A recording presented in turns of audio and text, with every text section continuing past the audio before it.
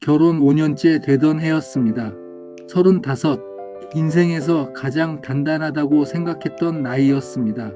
좋은 직장이 있었고, 사랑하는 아내가 있었고, 언젠가 아이도 낳고 작은 집도 장만하자고 둘이서 조용히 꿈을 그리던 시절이었습니다. 그해 10월이었습니다. 아내 은지는 퇴근길에 교통사고를 당했습니다. 빗길이었습니다. 신호를 지키고 건너던 횡단보도에서 중앙선을 넘어온 차량이 아내를 덮쳤습니다. 연락을 받은 건 저녁 7시 반이었습니다. 회사에서 야근 중이었습니다. 모르는 번호였는데 받지 않을까 하다 받았습니다. 이준호 씨 맞으시죠? 지금 바로 병원으로 오셔야 할 것 같습니다. 그 목소리의 톤을 지금도 기억합니다. 조심스럽고 낮고 무언가를 감추려는 듯한 목소리. 택시 안에서 15번쯤 전화를 걸었습니다. 아내는 받지 않았습니다. 응급실 문을 열고 들어서는 순간 의사가 저를 보더니 고개를 숙였습니다. 그것으로 모든 것이 끝났습니다.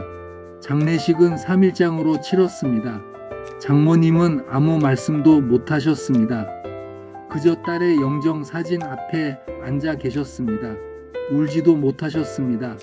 너무 큰 슬픔은 눈물도 나오지 않는다는 걸 저는 그때 처음 알았습니다. 조문객들이 왔다가 떠났습니다. 회사 동료들, 친구들, 친척들, 저는 그들 한 명 한 명의 손을 잡고 감사합니다를 반복했습니다. 감각이 없었습니다.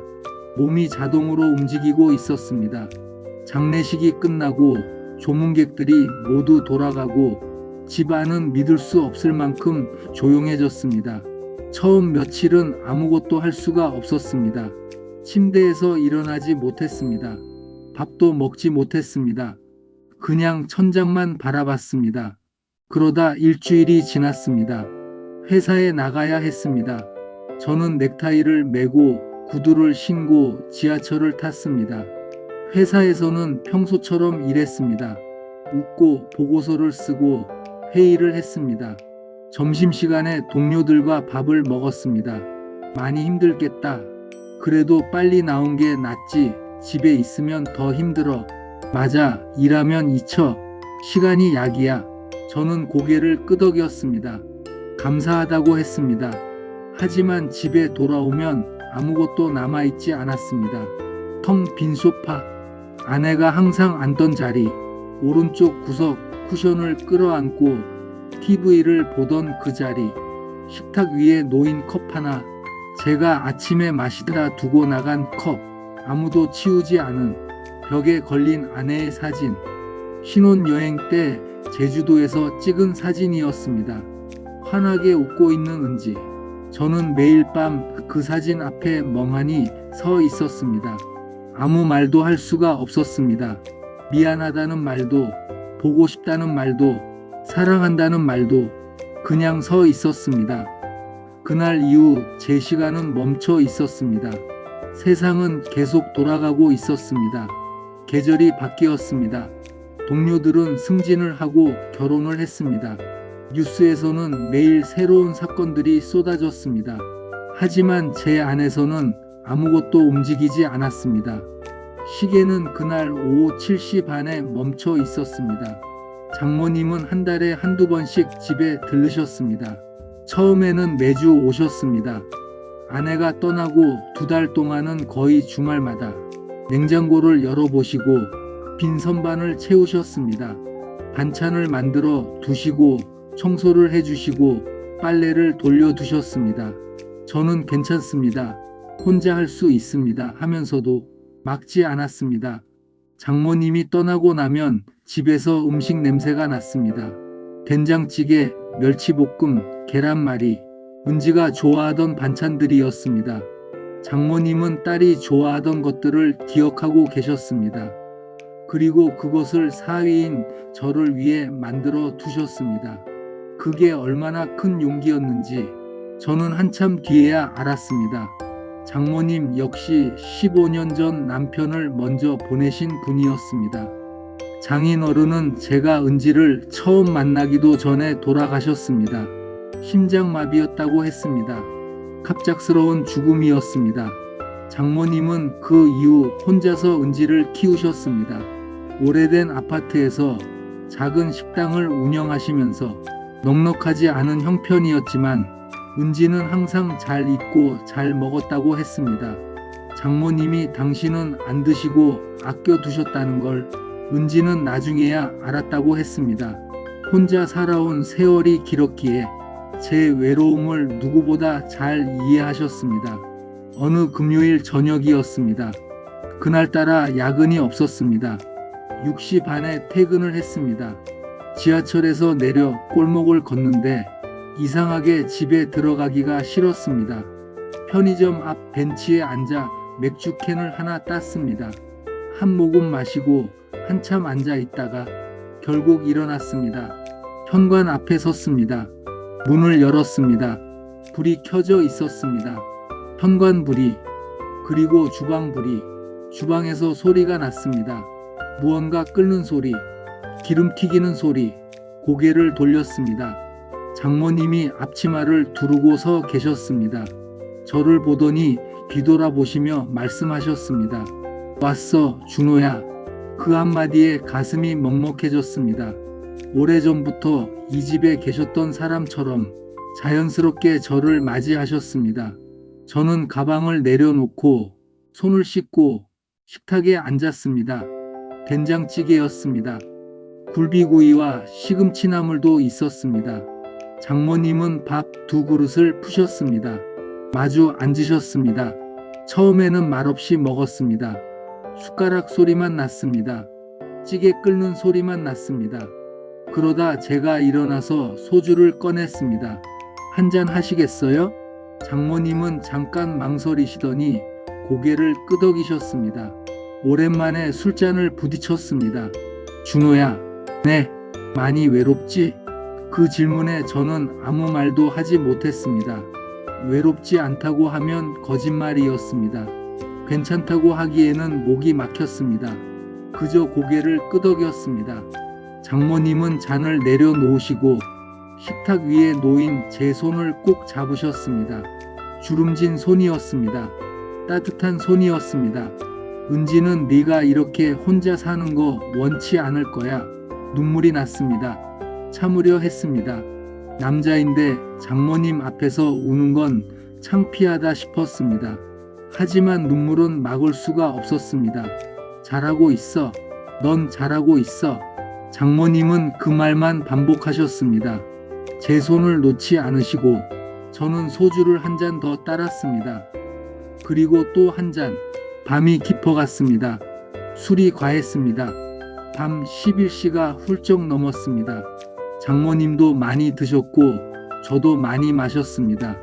소주 2병이 비어 있었습니다. 장모님이 일어서시려다 비틀거리셨습니다. 여기서 주무시고 가세요. 제가 먼저 말씀드렸습니다. 이 시간에 혼자 대중교통을 타고 가시기엔 무리였습니다. 장모님은 잠깐 망설이셨습니다. 괜찮아, 그냥 갈게. 안 됩니다. 이 시간에 어떻게 가세요? 결국 장모님은 거실 소파에 주무시기로 하셨습니다. 이불과 베개를 꺼내 드렸습니다. 장모님은 미안하다고 하셨습니다. 저는 편히 주무세요 라고 했습니다. 방에 들어왔습니다. 침대에 누웠습니다. 술 기운이 온몸에 퍼져 있었습니다. 천장이 살짝 흔들리는 것 같았습니다. 외로움이 밀려왔습니다. 이런 날일수록 더 그랬습니다. 누군가와 밥을 먹고 이야기를 나누고 따뜻하게 하루를 마감하고 나면 오히려 더 선명하게 느껴졌습니다. 오늘 제 옆에 있어준 사람이 아내가 아니라는 것, 아내 생각이 났습니다. 은지라면 지금 이 시간에 뭘 하고 있었을까? 아마 제 옆에서 핸드폰을 만지작거리며 오빠 나 졸려라고 했겠지요. 그리고 제 팔을 베고 눈을 감았겠지요. 눈물이 흘렀습니다. 참지 않았습니다. 혼자니까 한참을 울었습니다. 그러다 어느 순간 거실에서 인기척이 들렸습니다. 뒤척이는 소리, 그리고 조용한 발소리, 문 앞에서 멈추는 소리, 노크 소리가 들렸습니다. 조용하고 조심스러운 준호야 괜찮니? 장모님 목소리였습니다. 저는 얼른 눈물을 닦았습니다. 네, 괜찮습니다. 하지만 목소리가 잠겨 있었습니다. 문이 열렸습니다. 장모님이 서 계셨습니다. 잠옷 차림이었습니다. 그런데 눈이 빨개져 있었습니다. 저만 우는 게 아니었습니다. 나도 은지 생각이 나서 그 말에 더 이상 아무것도 감출 수가 없었습니다. 들어오세요. 장모님이 방 안으로 들어오셨습니다. 침대 가장자리에 앉으셨습니다. 저도 일어나 옆에 앉았습니다. 우리는 말없이 나란히 앉아 있었습니다. 아무 말도 하지 않아도 괜찮았습니다. 같은 사람을 그리워하고 있었으니까요. 같은 빈자리를 느끼고 있었으니까요.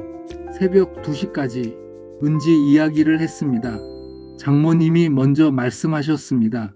은지가 어렸을 때 말이야. 밤마다 무섭다고 내 방에 들어왔어. 중학교 때까지. 저는 웃었습니다. 그런 애가 맞아요. 저한테도 무섭다고 꼭 안겨잤거든요. 장모님도 웃으셨습니다. 웃다가 울었습니다. 울다가 또 웃었습니다. 지난 시간 이야기를 했습니다. 은지가 처음 저를 집에 데려왔던 날, 장모님이 얼마나 깐깐하게 저를 보셨는지, 저는 얼마나 긴장했는지. 사실 그때 네가 마음에 들었어. 은지 눈 보는 표정이. 저는 긴장해서 죽는 줄 알았는데요. 그날 밤 우리는 그렇게 서로의 슬픔을 나눴습니다. 아무 일도 일어나지 않았습니다. 그냥 앉아서 이야기를 했습니다. 나란히 같은 사람을 그리워하며. 하지만 장모님이 돌아가신 뒤 혼자 남은 방에서 저는 느꼈습니다. 무언가가 달라져 있다는 것을. 아침이 되자 모든 것이 현실이었습니다. 주방에서 소리가 났습니다. 장모님이 아침을 준비하고 계셨습니다. 미역국이었습니다. 밥도 지으셨습니다. 저는 세수를 하고 식탁에 앉았습니다. 평범한 아침 같았습니다. 너무 평범해서 오히려 이상했습니다. 식사를 마치고 장모님이 짐을 챙기셨습니다. 코트를 입으시고 가방을 드셨습니다. 잘 먹고 다녀야 해. 그 말 한마디였습니다. 그리고 현관문이 닫혔습니다. 저는 한동안 닫힌 문을 바라봤습니다. 그 이후 한 달 동안 장모님은 오지 않으셨습니다. 연락도 없었습니다. 전화도 문자도. 처음에는 별로 신경 쓰지 않았습니다. 바쁘신가 보다 했습니다. 하지만 2주가 지나고 3주가 지나고 냉장고 안에 반찬이 모두 떨어졌습니다. 반찬통은 비어 있었습니다. 집은 다시 텅 비었습니다. 하지만 제 머릿속은 비어 있지 않았습니다. 그날 밤이 반복되었습니다. 새벽 2시에 나란한 침묵, 장모님의 빨개진 눈, 은지 이야기를 하며 함께 울던 시간. 처음에는 그냥 그리움이라고 생각했습니다. 장모님을 통해 은지를 그리워하는 거라고, 당연한 감정이라고. 하지만 점점 이상해졌습니다. 장모님의 손이 생각났습니다. 제 손을 잡아주던 따뜻하고 주름진 손. 장모님의 목소리가 생각났습니다. 준호야라고 부르던 낮고 조용한 목소리. 장모님의 눈이 생각났습니다. 빨개진 눈으로 저를 바라보던 눈. 장모님을 떠올릴 때마다 더 이상 장모님으로만 느껴지지 않았습니다. 한 사람의 여자로 보이기 시작했습니다. 저는 그 감정이 두려웠습니다. 이건 안 된다고 생각했습니다. 아내의 어머니입니다. 은지의 어머니입니다. 저는 일부러 다른 생각을 하려 했습니다. 야근을 자처했습니다. 주말에 등산을 갔습니다. 오래 연락 못했던 친구들을 만났습니다. 하지만 밤이 되면 어김없이 그날 새벽 2시가 떠올랐습니다. 나란히 앉아 같은 사람을 그리워하던 시간. 그것이 저를 놓아주지 않았습니다. 장모님께 연락을 드렸습니다. 문자를 쓰다가 지우기를 10번쯤 반복했습니다. 결국 짧게 보냈습니다. 식사 한번 같이 해도 될까요? 답장이 오는데 1시간이 걸렸습니다. 그래, 단 한 글자였습니다. 토요일 저녁 고깃집에서 마주 앉았습니다. 처음에는 어색했습니다. 서로 다른 곳을 보면서 고기를 구웠습니다. 소주를 한 잔씩 나눴습니다. 근황 이야기를 했습니다. 날씨 이야기를 했습니다. 아무것도 아닌 이야기들을. 그러다 소주 2잔째를 마셨을 때였습니다. 보고 싶었습니다. 말이 나오고 나서야 제가 한 말인지 실감했습니다. 장모님은 굽고 있던 고기에서 눈을 떼셨습니다. 저를 바라보셨습니다. 잠깐의 침묵이 흘렀습니다. 잔을 내려놓으셨습니다. 나도 짧은 대답이었습니다. 하지만 그 한마디에 많은 것이 담겨 있었습니다. 저는 잔을 2손으로 잡았습니다. 천천히 말했습니다. 제가 요즘 이상한 것 같습니다. 장모님이 저를 바라보셨습니다. 자꾸 장모님 생각이 납니다. 그날 밤 이후로 계속. 처음엔 그냥 그리운 거라고 생각했습니다. 은지가 그리운 거라고. 하지만 그게 아닌 것 같아서요. 저는 잠깐 멈췄습니다. 좋아하게 됐습니다. 잘못된 감정인 거 압니다. 이런 말씀 드리면 안 된다는 것도 알고 있습니다. 화내셔도 됩니다. 다시는 연락 안 하셔도 됩니다. 하지만 숨기고 싶지 않았습니다. 고개를 들지 못했습니다. 한참 동안 아무 말이 없었습니다. 고기가 타는 냄새가 났습니다. 장모님이 조용히 집게로 고기를 뒤집으셨습니다. 그리고 천천히 말씀하셨습니다. 집에 가자. 그게 전부였습니다. 화도 내지 않으셨습니다. 당장 일어나 가시지도 않았습니다. 우리는 고기를 다 먹었습니다. 술도 다 마셨습니다. 계산은 제가 했습니다. 밖으로 나왔습니다. 가을밤 바람이 불었습니다. 장모님이 걸으셨습니다. 저도 걸었습니다. 제 집 방향으로. 6부. 그날 밤 다시 집으로 돌아왔습니다. 신발을 벗고 들어서는데 이상하게 긴장이 됐습니다. 장모님은 소파에 앉으셨습니다. 코트도 벗지 않으신 채로. 저는 주방에서 물 2잔을 떠왔습니다. 맞은편 의자에 앉았습니다. 한동안 침묵이 흘렀습니다. 장모님이 먼저 말씀하셨습니다. 나도 생각했어. 계속. 목소리가 낮았습니다. 그날 밤 돌아가고 나서부터 집에 와서 잠을 못 잤어. 왜 그랬는지 모르겠어. 처음엔 은지한테 미안해서 그런 줄 알았는데. 잠깐 멈추셨습니다.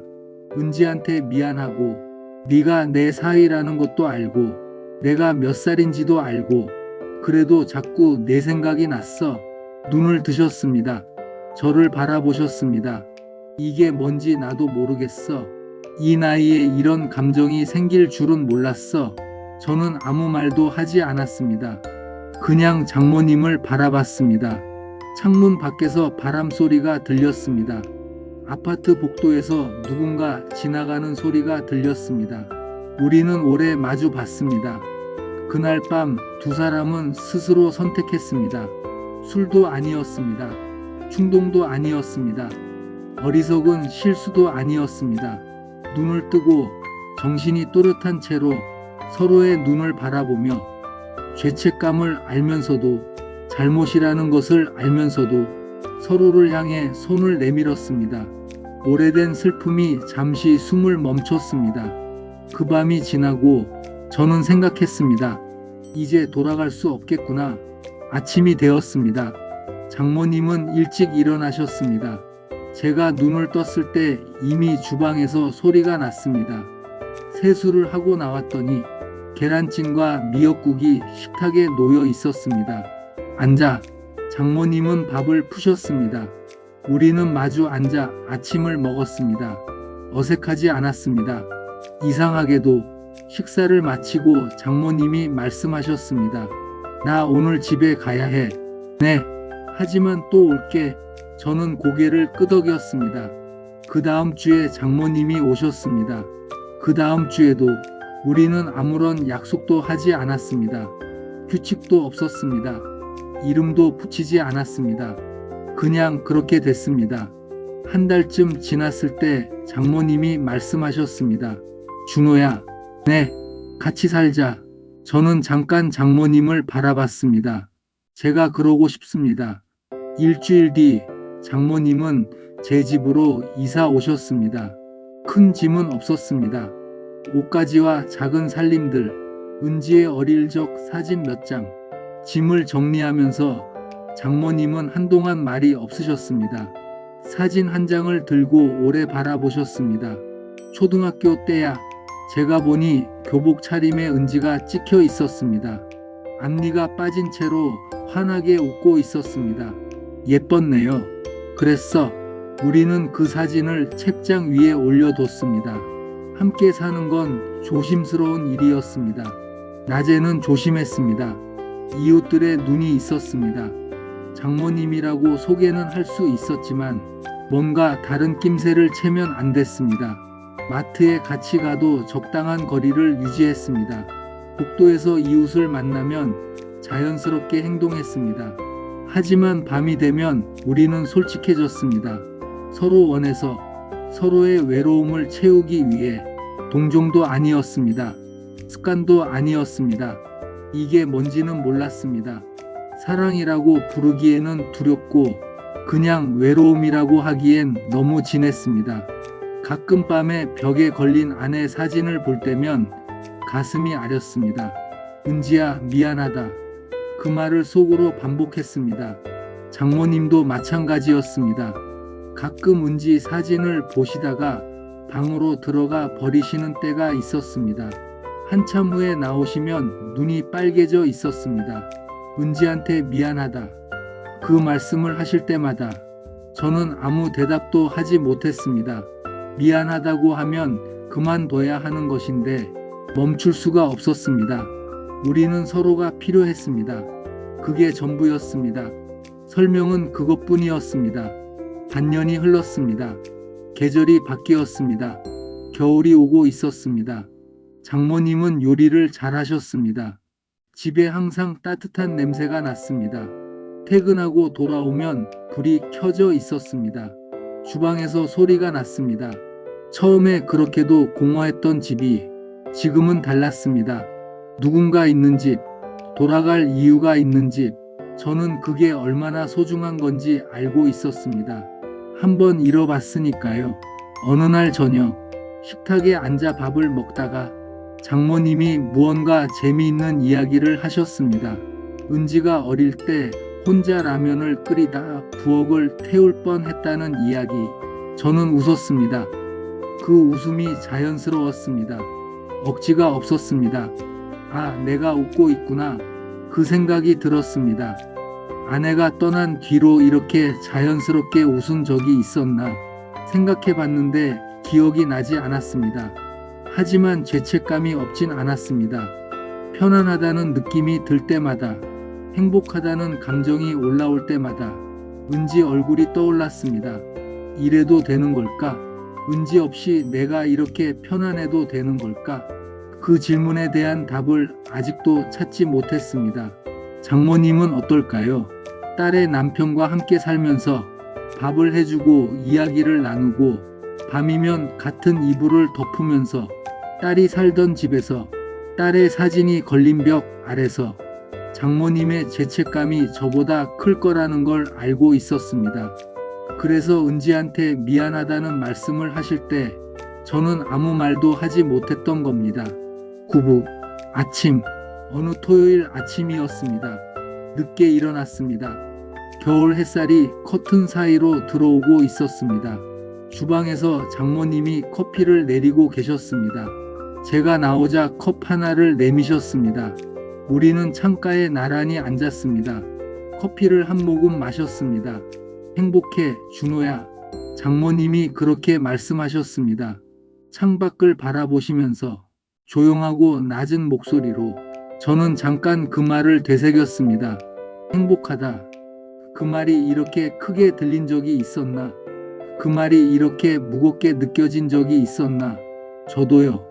저는 대답했습니다. 거짓이 아니었습니다. 그래서 더 복잡했습니다. 햇살이 방 안으로 깊이 들어왔습니다. 우리는 알고 있었습니다. 이 관계가 영원할 수 없다는 걸. 세상에 비밀은 없었습니다.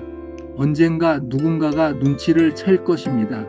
친척이 알 수도 있고, 이웃이 알 수도 있고, 회사 동료가 알 수도 있습니다. 그때 우리는 어떻게 될까요? 손가락질을 받겠지요.